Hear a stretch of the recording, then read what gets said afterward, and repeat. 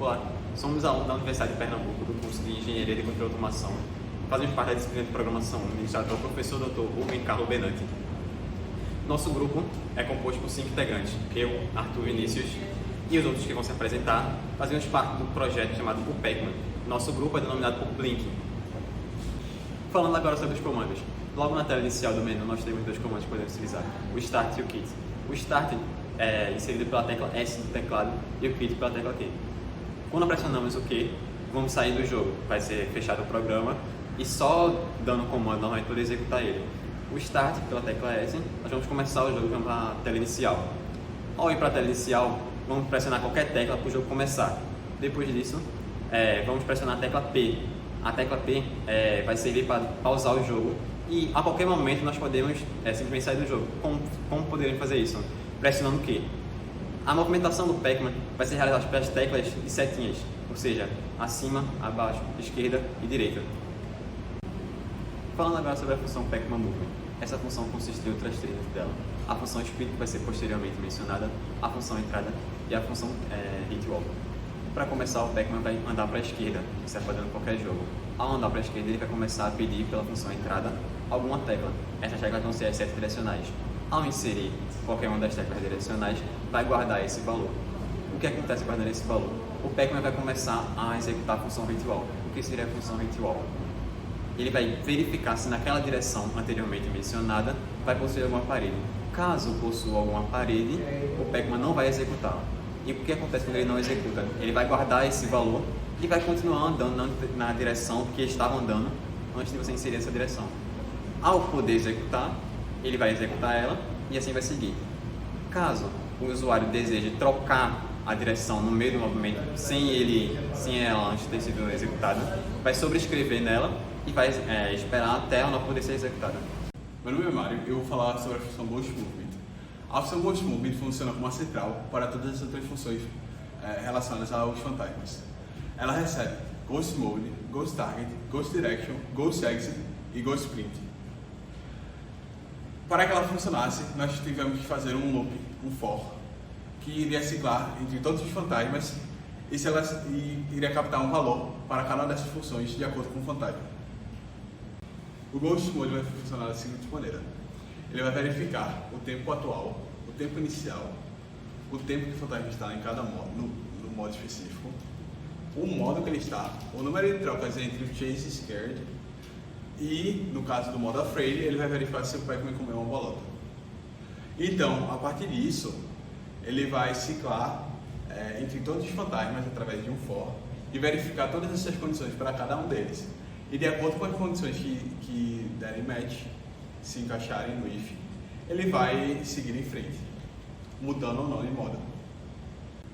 O Ghost Target tem o objetivo de definir um ponto específico que cada fantasma precisa chegar. Ele também vai utilizar de um for para ciclar entre todos os fantasmas e ele vai variar de acordo com os 4 modos que os fantasmas podem possuir. No caso, seriam eles o Scatter, o Chase, o Dead e o Afraid. No modo Scatter, cada fantasma vai optar pelo seu canto preferido. Então o target vai ser fora do mapa em nenhum dos cantos do labirinto. Aí, como o ponto é inalcançável, ele vai ficar circulando em torno daquela área. No modo Chase, cada fantasma vai possuir um target relativo ao Pac-Man. No caso do Blink, vai ser em cima do Pac-Man. No caso do Pink, vai ser 4 casas à frente do Pac-Man.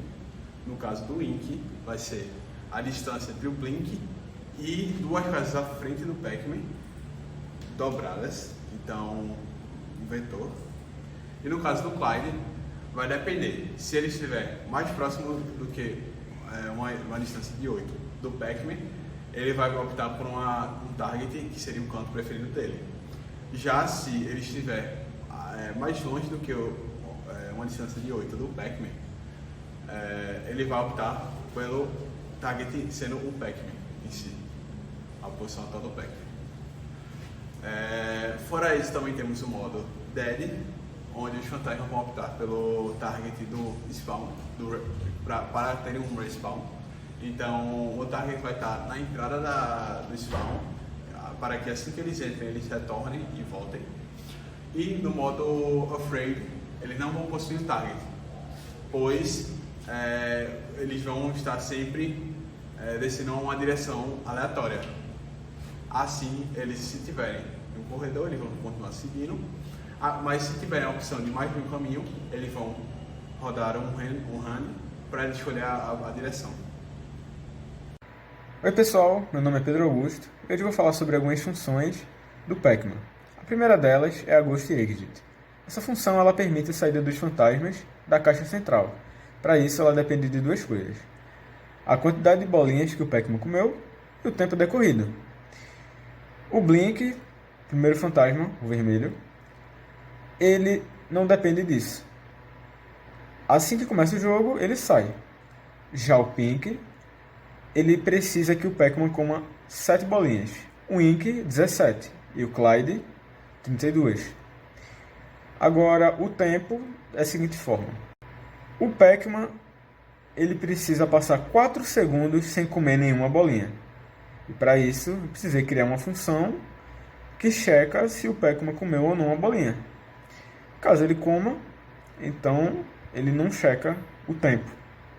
Agora, se ele não comeu nenhuma bolinha, ele vai checar o tempo. Se passar 4 segundos, é liberado um fantasma. Mais 4 segundos, libera outro. Mais 4 segundos, o último.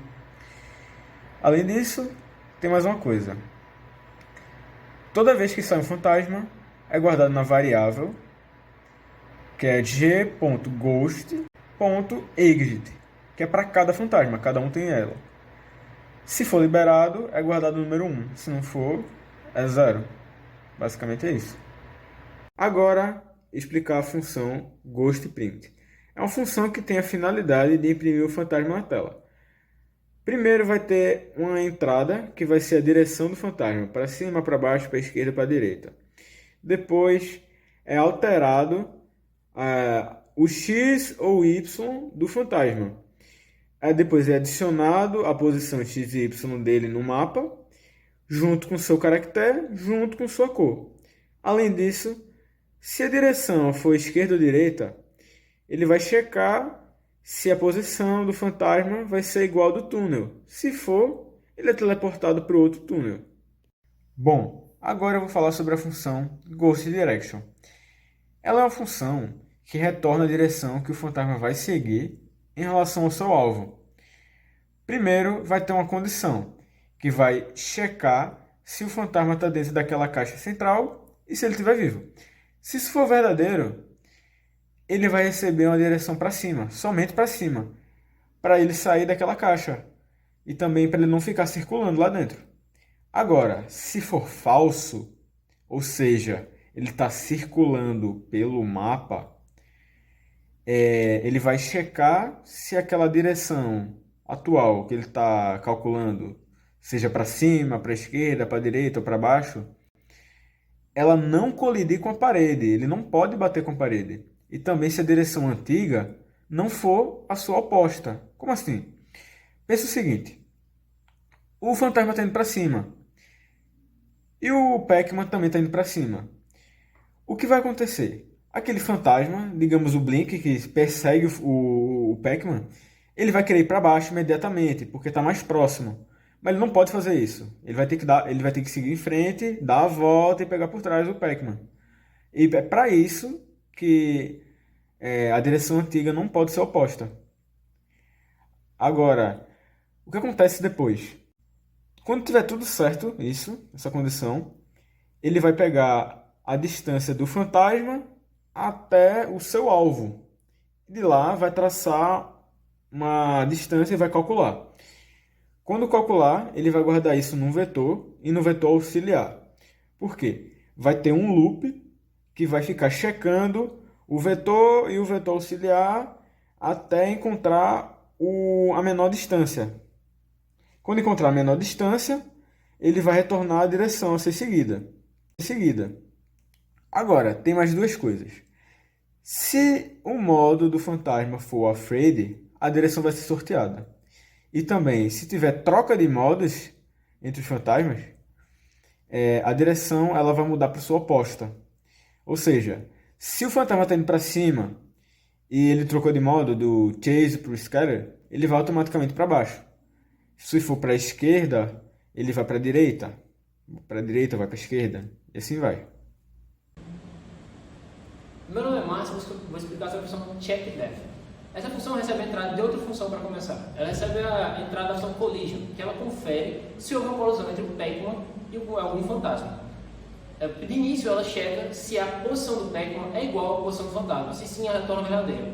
Mas também pode ocorrer do Pac-Man ter passado por dentro do fantasma e não estar na mesma posição. Então, ela também confere se a posição de ambos, a posição antiga de ambos é igual à posição atual dos dois. Por exemplo, a posição antiga do fantasma é igual à atual do Pac-Man, a posição antiga do Pac-Man é igual à atual do fantasma. Sendo assim, ela retorna verdadeira.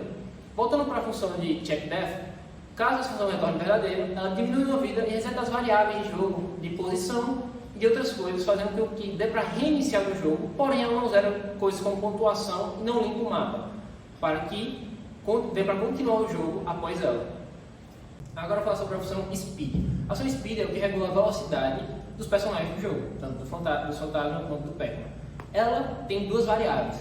Essa tem a variável base, que é a variável inicial, que é obtida na main, e tem a variável de tempo atual, na qual ela verifica o tempo atual e permite ou não o movimento do Pac-Man e do Ghost através de incremento de tempo na função base. Ela faz essa comparação e caso essa comparação seja verdadeira, ela permite o movimento, liberando uma chave para que a movimentação do Pac-Man e do fantasma ocorra. Olá, meu nome é Pedro Henrique e eu vou vir falar sobre a função WinLevel. Ela se baseia nessa ideia. Toda vez que todas as bolinhas forem comidas pelo Pac-Man no mapa, ela vai resetar o mapa, resetar a posição do Pac-Man no mapa, passar um nível e salvar toda a pontuação que ele fez no nível passado. Vou falar agora da função checkScore. Essa função faz a contagem de bolinhas, fantasmas comidos, cerejas, power-ups e da pontuação total. Para fazer essa contagem, ela reseta todas as variáveis de pontuação e utiliza de vetores auxiliares para fazer a contagem. Eu vou falar agora sobre a função PlayAgain. Quando o jogo detecta que a quantidade de vidas do Pac-Man é igual a 0, ele limpa a tela e imprime Game Over, Do You Wanna Play Again? Se o jogador quiser jogar novamente, ele aperta Yes e vai reiniciar completamente o jogo, voltando do início com o placar zerado, com as vidas reiniciadas completamente e vai poder jogar completamente normal. Se não, ele vai apertar No e o jogo vai fechar. Agora eu vou falar da função initMenu. Quando o jogo é iniciado, essa função é chamada. Ela chama para a tela as artes do título e do menu. Assim que é iniciado, o initMenu também chama outra função, a função entrada, que ela é uma função de entrada de dados, pois no menu apresentam duas opções, a opção de Start e a opção de Quit. Para selecionar alguma dessas, ele tem que apertar a tecla S, no caso para Start, e a tecla Q, no caso de Quit.